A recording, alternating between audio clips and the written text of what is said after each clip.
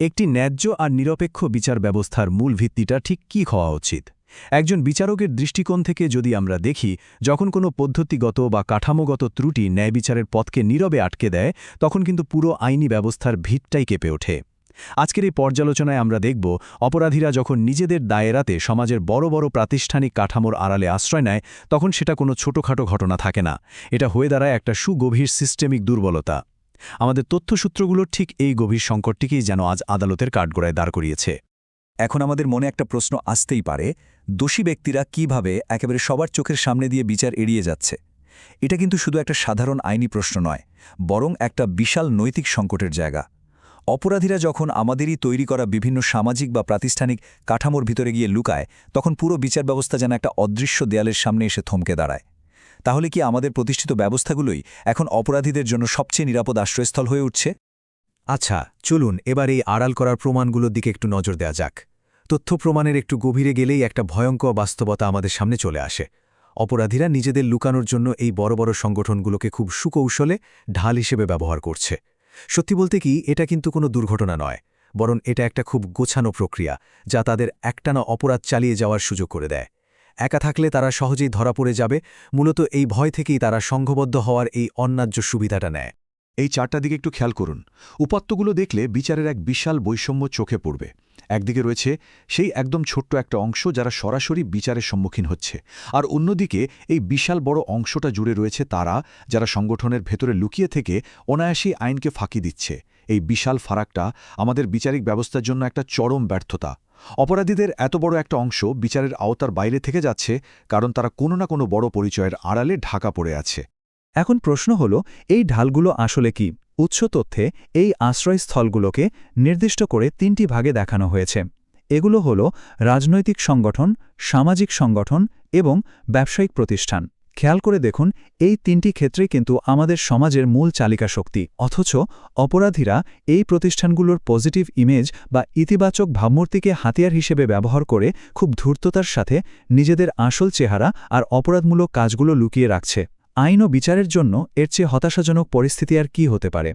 আইনের ঊর্ধ্বে ওঠা এবং নৈতিকতার পতন।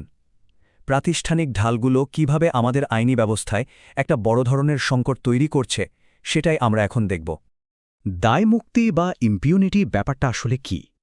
বিচারকের আসনে বসে দেখলে বোঝা যায়, এটা হলো এমন একটা চরম নৈতিক লঙ্ঘন যেখানে প্রাতিষ্ঠানিক প্রভাবের জোরে একজন অপরাধী নিজেকে বিচারের একদম ধরাছোঁয়ার বাইরে নিয়ে যায়। এই ধরনের প্রভাব এমন একটা বিপজ্জনক আশ্রয়স্থল তৈরি করে যা নিরপেক্ষতা এবং সমতার মতো আমাদের মৌলিক আইনি প্রতিশ্রুতিগুলোকে ভেঙে চুরমার করে দেয়। ক্ষমতা আছে বলেই আইন আমাকে ছুঁতে পারবে না, এই ধরনের চিন্তাভাবনা যে কোনো সমাজের জন্যই একটা বিরাট অশনি সংকেত। এই পুরো কাজটা কিন্তু একটা সুনির্দিষ্ট ধাপ মেনে চলে। আসুন দেখি সেটা কিভাবে কাজ করে। প্রথমত, অপরাধীরা খুব সন্তর্পণে কোনো একটা সংগঠনে ঢুকে পড়ে বা অনুপ্রবেশ করে। এরপর দ্বিতীয় ধাপে বৃহত্তর প্রাতিষ্ঠানিক পরিচয়ের আড়ালে তারা নিজেদের প্রকৃত ব্যক্তি পরিচয়টা একদম লুকিয়ে ফেলে। তখন তার আর ব্যক্তি থাকে না, হয়ে যায় ওই সংগঠনেরই একটা অংশ। আর সবশেষে এই গোষ্ঠীর প্রভাবটাকে পুরোপুরি কাজে লাগিয়ে নিজেদের একেবারে দায়মুক্ত রাখে। এই সুপরিকল্পিত ছক মেনেই আইনি বাধা এড়িয়ে তাদের অপরাধ চলতে থাকে। এবার আসা যাক আমাদের নৈতিক রায়ের ক্ষেত্রে, আর সেটা হলো সবার আগে ব্যক্তিগত দায়বদ্ধতা নিশ্চিত করতে হবে। বর্তমানে যে ত্রুটিপূর্ণ ব্যবস্থাটা চলছে, সেখানে অপরাধীকে খুঁজতে গিয়ে প্রায় সময়ই একটা পরিচয়হীন বৃহত্তর সংগঠনকে কাঠগড়ায় দাঁড় করানো হয়। এর ফলে বিচার প্রক্রিয়াটা হয়ে যায় দীর্ঘ, আর অনেক ক্ষেত্রেই তা একটা প্রহসনের রূপ নেয়। কিন্তু আমাদের আসলে কি দরকার? কাঙ্ক্ষিত অবস্থাটা হলো একজন সুনির্দিষ্ট অপরাধী ব্যক্তিকে সরাসরি বিচারের আওতায় আনা। সত্যিকারের দায়ভার কোনোভাবে একটা প্রতিষ্ঠানের উপর ঢালাওভাবে চাপিয়ে দেওয়া যায় না, এটা বর্তাতে হবে সরাসরি সেই নির্দিষ্ট মানুষটির উপরেই। তথ্যসূত্র থেকে পাওয়া এই কথাটা একটু মনোযোগ দিয়ে শুনবেন। তাই সংগঠন নয়, অপরাধীর পরিচয় হোক ব্যক্তিকেন্দ্রিক। এটি মূলত এই পুরো পর্যালোচনার সবচেয়ে গুরুত্বপূর্ণ রায় বা থিসিস। অত্যন্ত স্পষ্ট এবং তাৎপর্যপূর্ণ একটা আইনি দাবি এটা। আইনের চোখে অপরাধীর পরিচয় শুধুই একজন নির্দিষ্ট ব্যক্তি, সে কোনো ক্ষমতাধর সংগঠনের সদস্য নয়। অপরাধীকে তার প্রাতিষ্ঠানিক পরিচয় থেকে আলাদা করে কেবল একজন ব্যক্তি হিসেবে দেখতে শুরু করলেই ন্যায় বিচার প্রতিষ্ঠার সবচেয়ে শক্ত ভিত্তিটা তৈরি হবে।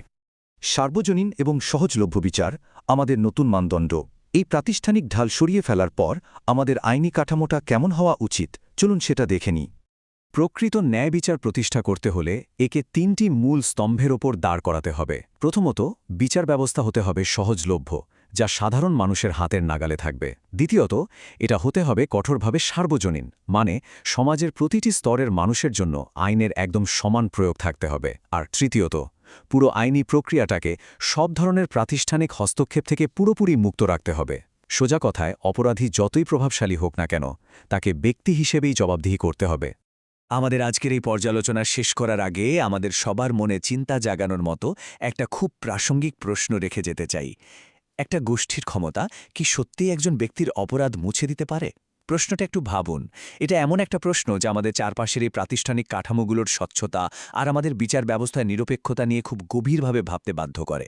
মনে রাখবেন, নিরপেক্ষ বিচার ঠিক তখনই প্রতিষ্ঠিত হয় যখন অপরাধীর একমাত্র পরিচয় হয় তার অপরাধ, তার পেছনের ক্ষমতাধর কোনো সংগঠন নয়।